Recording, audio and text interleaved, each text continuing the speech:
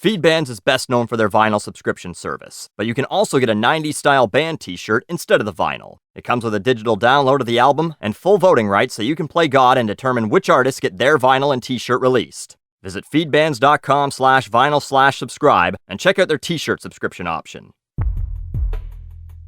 Think of a current musician who is currently shaping modern music and making lasting contributions that will inspire at least the next generation of artists, if not generations to come. Someone who is, no pun intended, instrumental to the art form, who you couldn't imagine the music industry without. Have you thought of someone? Good.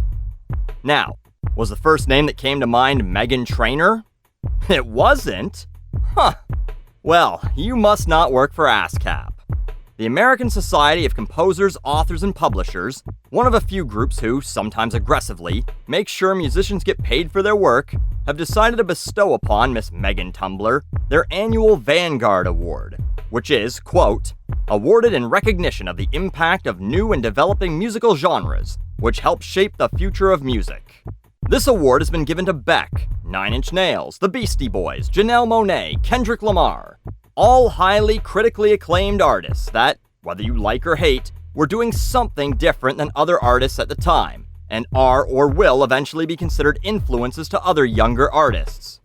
What in the fuck has Meghan Trainor done that was different than anyone else? How has she helped shape the future of music? If she has, it's in the same way she might shape a medium sweater. Maybe at the award ceremony ASCAP will explain themselves, but this is a statement from John Tita, or Titta, that's as generic as her music. Meghan has made incomparable strides in her career in the time that I've known her, but it has always been clear that her talent would take her above and beyond the pop charts. Whether she's writing chart-topping songs for herself or someone else, we can't wait to hear what Meghan does next. Oh, I know what she might do next. Another song about how she doesn't need a man or how she's not like other girls, with a shitty doo-wop background and some white girl rapping thrown in. None of it is original. Plenty of 2000s and 2010s musicians have been mixing 60s and 70s stylings with modern music. Hell, just off the top of my head, Suit and Tie came out a year before All About That Bass and has a heavily influenced R&B feel mixed with modern production elements. Nothing new there. Is it because she's singing about female empowerment and not needing a man? Yeah, Beyonce's been all over that shit for a long time. Is it because she's not a stereotypically attractive pop star who's managed to break through and become successful? Adele did that before her. She did it more successfully, and even she likely isn't the first example. Oh, but Adele doesn't really sing about how she's not what the patriarchy wants you to think is beautiful. So is that why? Well, Lorde did that before Meggy's sneakers too, with Royals mentioning how she's not living the life depicted in modern pop, and in Team she sings the lyric, "Not very pretty, but we sure know how to run things," which one could suggest is that she knows she's not traditionally pretty, but she's still getting shit done anyway. Although some might suggest she's saying these cities you'll never see on the screen from the previous line aren't very pretty, but then the "we sure know how to run things" line makes no sense. But anyway, what has Meghan Trainor really done differently that hasn't been done already, in many cases, only a short time before her debut? Well, she's really good at trying to bring others down to build herself up. Feel free to call me a hypocrite for this, but this is what I do. I'm an asshole, and I'm aware of that. I'm not here to build anyone up, I'm just an all-out destroyer. Meghan Trainor, however, seems to want to make herself a shining example of what you can accomplish, even if you're not what magazines and TV have been force-feeding you. Much like... never mind, too easy. And she wants bigger girls to feel better about themselves, to feel sexy the way they are. Which is fine, great, but she accomplishes this with shit like All About That Bass, with numerous lines suggesting that bigger is not just better, it's what men really want.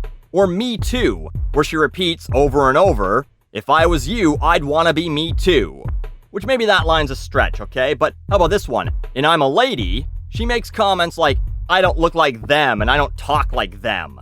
Them being those awful skinny pretty girls that they keep putting in movies that don't represent the rest of us real people. You know, I don't remember Britney singing about being proud that she didn't have to go to plus-size stores, or the Pussycat Dolls talking about how what guys really want is a woman that they can put both their hands around their waist while railing and make their fingers touch. But Meghan seems all too happy to continue this us versus them narrative. Instead of people like Alessia Cara, who has approached the subject by saying, "You're beautiful just the way you are. You don't have to change a thing. The world can change its heart." Which, I mean, the world's not gonna change its heart. The reason that you don't have to change a thing is because it doesn't fucking matter, and we just can't all be models. But it's a step in the right direction. It's better than, "We're better than they are."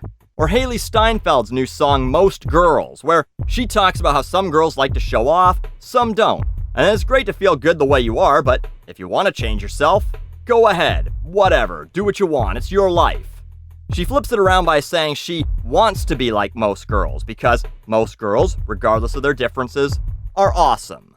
But congrats to Meghan Trainor for winning an award for innovation, where the only thing she's done that's innovative is sang about how thick chicks are better than skinny bitches.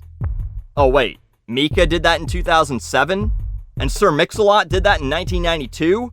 And Queen did it in 1978? And AC/DC did it in 1977?